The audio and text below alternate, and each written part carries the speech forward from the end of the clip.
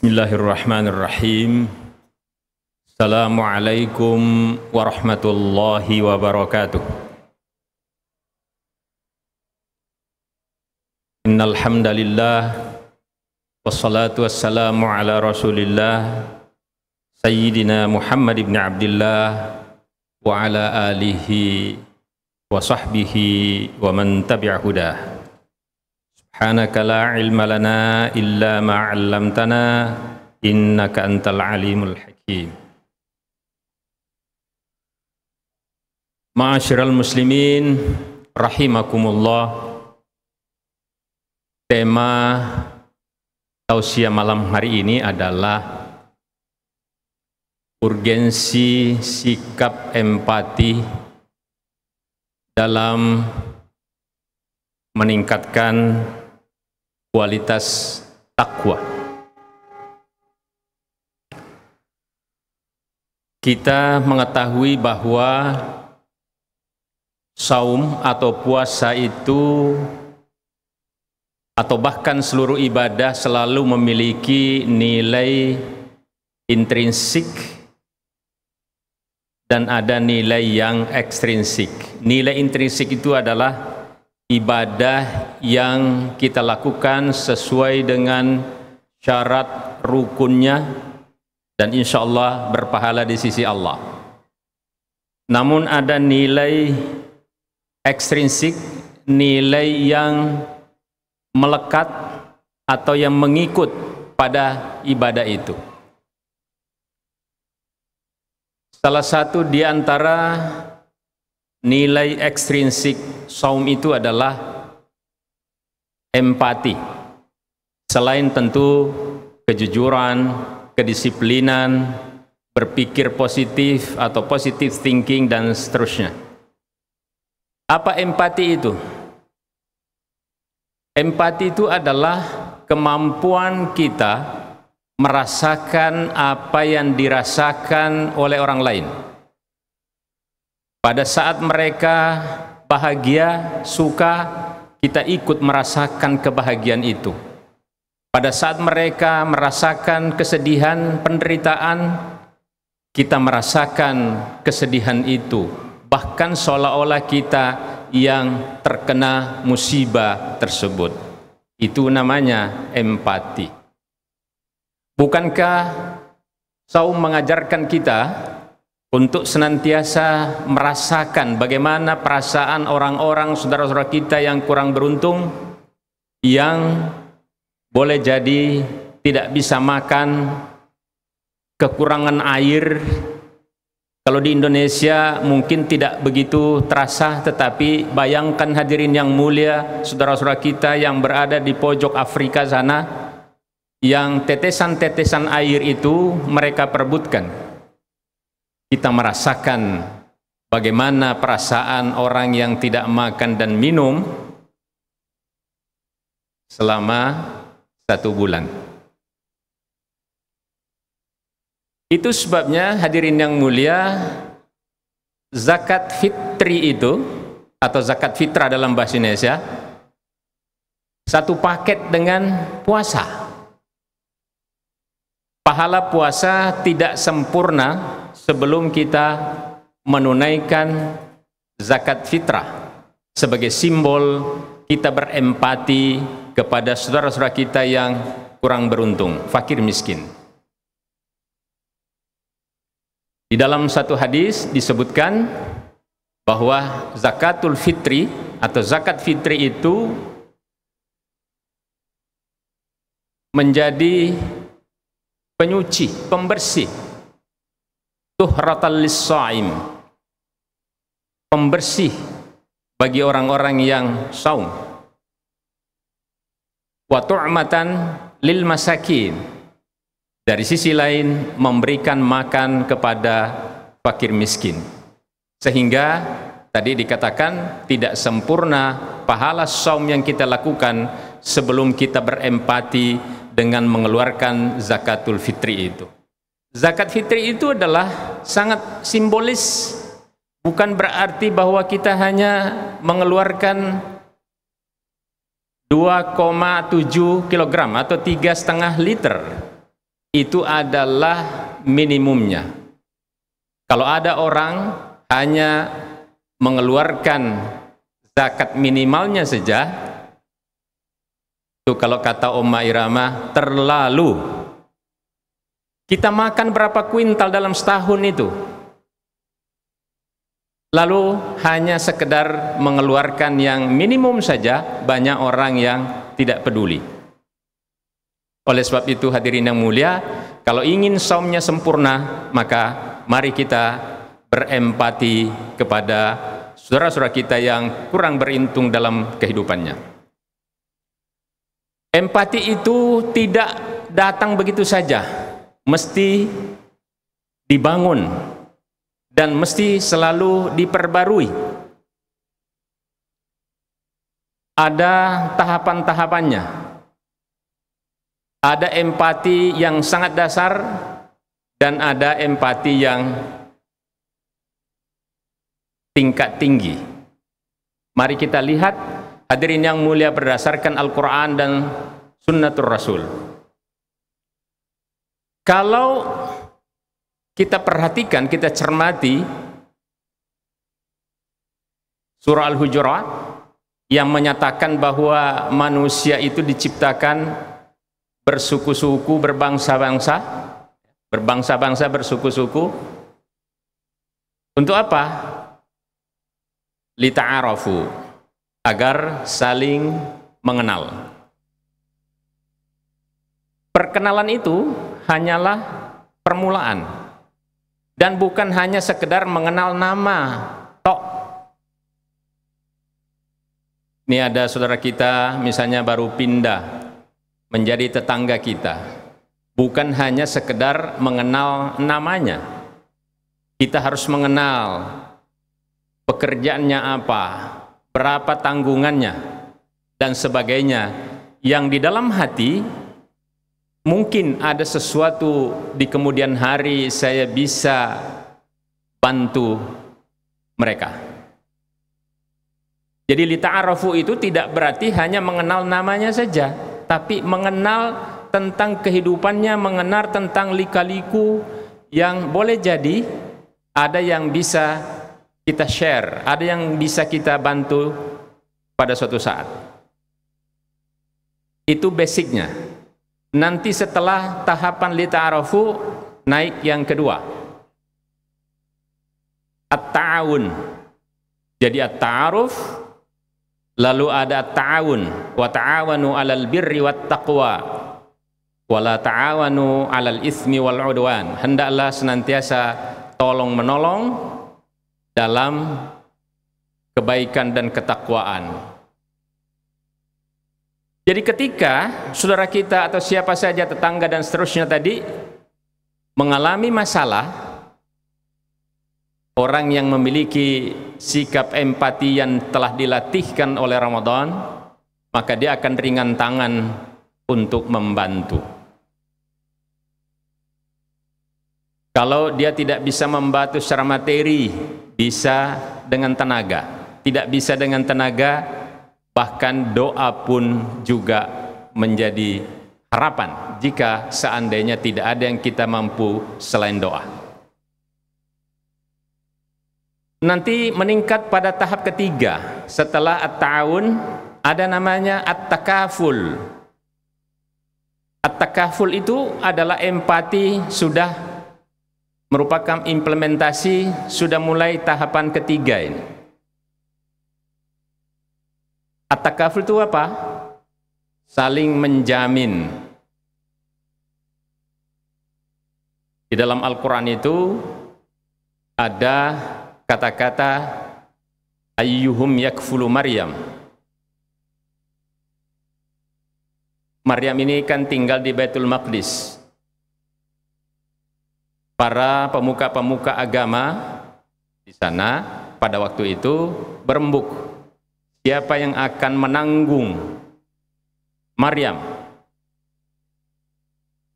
At-takaful itu misalnya begini, ada saudara kita yang kesulitan, misalnya apa, mau membayar sekolah anaknya atau hal lain yang baik, Kita bertanya, berapa dana yang Anda miliki? Apa yang Anda miliki? Ada sekian. Baik, saya yang menggenapkan. Itu namanya at-takaful, saling menjamin. Dan kalau masyarakat di sekitar itu semua sudah melakukan itu, sigap untuk memberikan bantuan, maka rasa empati masyarakat itu menunjukkan kualitas ketakwaannya. Tapi kalau ada masyarakat yang membiarkan tetangganya, yang dalam hadis dikatakan dianya kenyang, bahkan nasi itu dibuang-buang sementara tetangganya kelaparan, tidak berhasil itu som yang dilakukan karena tidak melahirkan empati terhadap tetangganya. Lalu ada yang keempat, ini adalah empati tertinggi, namanya at-tadamun. Jadi ada at-ta'aruf, kemudian ada at-ta'awun, saling menolong, kemudian ada at-takaful, saling mencukupi, ada at-tadamun, saling menjamin. At-tadamun itu saya berikan ilustrasi, Bapak Ibu. Ada seseorang tetangga, salah seorang keluarganya meninggal dunia, dipanggil oleh Allah Subhanahu wa Ta'ala. Ini tetangga-tetangga di sekitarnya itu langsung semua berembuk, berbagi. Saya yang mengurus pemakaman, saya yang mengurus tenda, saya yang mengurus ambulans, saya yang mengurus lain-lain. Mereka sudah saling menjamin. Dan itu tidak perlu, dia mengatakan kepada sahibul musibah, Anda tenang saja, kami semua akan mengurusnya. Itu namanya at-tadamun, saling menjamin. Kalau itu sudah terjadi, itu adalah empati di dalam masyarakat. Jangan ada yang kadang-kadang juga terjadi itu. Baik, nanti saya ngurus pemakaman misalnya.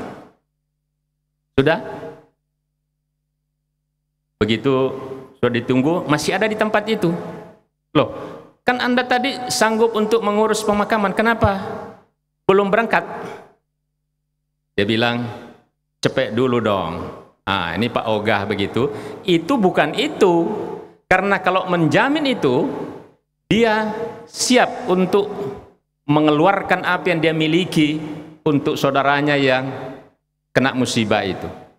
Ini adalah empati tertinggi. Hadirin yang mulia, saya ada seorang sahabat. Ini kisah yang sebenarnya. Ustadz, tapi juga punya usaha. Pada saat COVID yang lalu, 2019, ya hampir semua kita juga mungkin mengalami hal yang sama, usahanya macet semuanya, dan putranya, salah seorang putranya kena COVID dan dipanggil oleh Allah Subhanahu wa Ta'ala. Singkatnya begini, ada seorang yang takziah, secara diam-diam dia memfoto nomor listriknya itu yang ada di depan rumah, foto. Dan setelah itu setiap bulan si bapak yang sampai hari ini belum dikenal namanya oleh kawan ini, itu menjamin membayarkan listriknya. Sudah hampir berapa tahun sejak COVID itu. Sampai sekarang sahabat saya ini tidak mengetahui siapa yang membayarkan listriknya itu. Setiap bulan ketika dia mau bayar, sudah dibayar. Ini namanya at-tadamun. Jadi ada at-ta'aruf, ada at-ta'awun, saling menolong, ada at-takaful, saling menjamin, saling mencukupi, kemudian at-tadamun, saling menjamin. Orang-orang yang seperti begini, dia tidak mengharapkan apapun kecuali liwajhillah. Dia tidak perlu disanjung-sanjung, tidak perlu diucapkan terima kasih. Kenapa? Karena Al-Quran itu menjelaskan bahwa seorang yang memiliki empati itu, terima kasih pun dia tidak butuhkan dari manusia. Nanti Bapak Ibu cermati Surah Al-Insan ayat 8-9. Wa yut'imuna at-ta'ama 'ala hubbihi miskinan wa yatiman wa asira. Innama nut'imukum liwajhillah la nuridu minkum jazaa'aw wala syukura. Kami memberikan makanan kepada orang yang mencintainya. Orang kalau kelaparan itu pasti cinta untuk makan. Kita karena seharian nggak makan, kata orang kalau bulan puasa apa yang paling ditunggu-tunggu azan maghrib karena sudah lapar. Kepada siapa? Kepada miskin, anak yatim. Asiran itu tawanan. Jadi Al-Quran itu satu-satunya kitab suci yang memberikan penghargaan kepada orang yang ditawan. Itu hanya Al-Quran. Itu ayatnya di surah Al-Insan ayat 8 dan 9. Jadi jangan disia-siakan itu. Kalau ada orang ditahan, ditawan, mesti diberi makan. Tapi ini ayat berikutnya ini.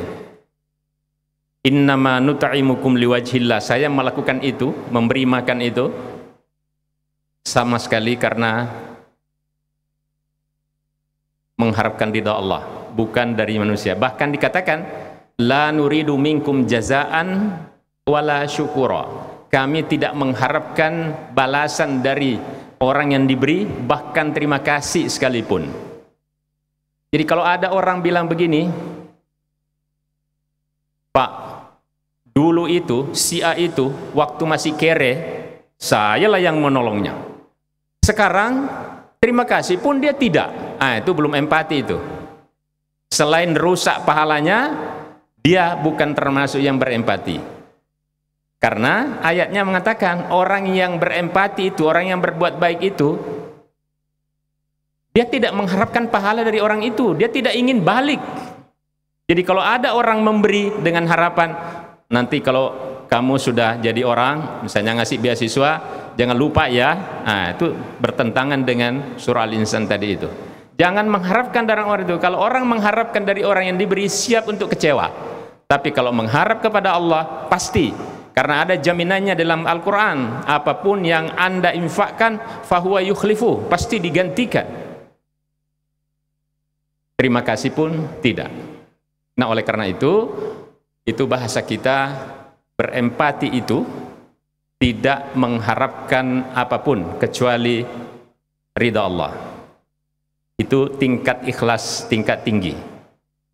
Saya ingin menutup tausiah ini dengan sebuah ilustrasi. Orang yang berempati, yang tadi tidak mengharapkan apapun, tidak ada interest apapun kecuali ridha Allah Subhanahu wa taala, tidak mengharapkan apa-apa dari orang lain, apalagi dari orang yang dia bantu. Itu dalam bahasa psikologi namanya altruisme. Altruisme itu sama dengan ikhlas ya. Empati yang ikhlas itu altruisme itu. Jadi ada sebuah penelitian di Amerika. Ada seseorang berpakaian compang-camping. Seperti, mohon maaf, seperti katakanlah pemulung ya. Lalu dia tengkurap di sebuah pedestrian, tempat jalan orang biasa lalu lalang di pagi hari ketika jam-jam sibuk. Dia tengkurap di situ dengan pakaian yang sobek-sobek, seperti dia dalam kondisi masalah besar. Orang-orang di sekitar itu pedestrian, banyak sekali orang, ratusan ribuan orang lewat, masing-masing sibuk dengan urusannya masing-masing.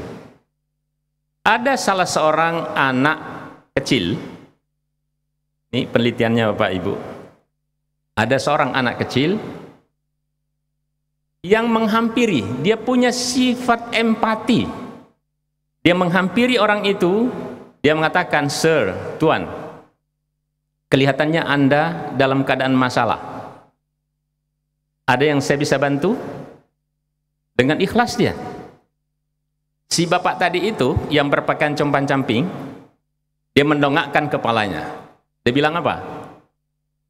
"Ananda, dari sekian ratus ribuan orang yang lewat di sini, hanya Anda satu-satunya yang ingin menolong saya. Sebetulnya saya bukan orang miskin, saya ini miliuner. Karena Anda satu-satunya yang mau melakukan, I give you $5,000. Saya berikan Anda 5.000 US dollar. Nah, itu kalikan saja Bapak Ibu, 5.000 kali 16 ribuan. Itu tahun, puluhan tahun yang lalu. Ini, cerita ini cepat viral. Kalau bahasa orang sekarang, cepat viral. Semua orang tahu. Ada orang pemulung ternyata miliuner. Dia menghadiahkan 5.000 US dollar. Kira-kira 2 bulan setelah itu, si bapak tadi itu melakukan hal yang sama, hanya jarak kira-kira 100 meter dari itu. Dia tengkurap lagi, seperti yang 2 bulan yang lalu dia lakukan. Bapak Ibu bisa bayangkan apa yang terjadi. Semua orang yang lewat itu berebut ingin menolongnya. Kenapa? Dia mengharapkan 5.000 US dollar. Tapi apa yang terjadi? Begitu dia mendongakkan kepalanya, sudah berebut orang banyak ini, dia mengatakan, memang saya miliuner, tapi hari ini saya tidak membawa uang. Kecewa. Bapak Ibu, anak yang pertama tadi mau menolong, itu yang namanya empati, yang tidak mengharapkan apa-apa, ikhlas dari dirinya, dan orang ikhlas itu selalu akan mendapatkan karunia dari Allah. Orang yang banyak yang berikutnya itu setelah 2 bulan, ada pemberinya, ingin mendapatkan juga 5.000 US dollar, dan ternyata dia tidak mendapatkan apa-apa.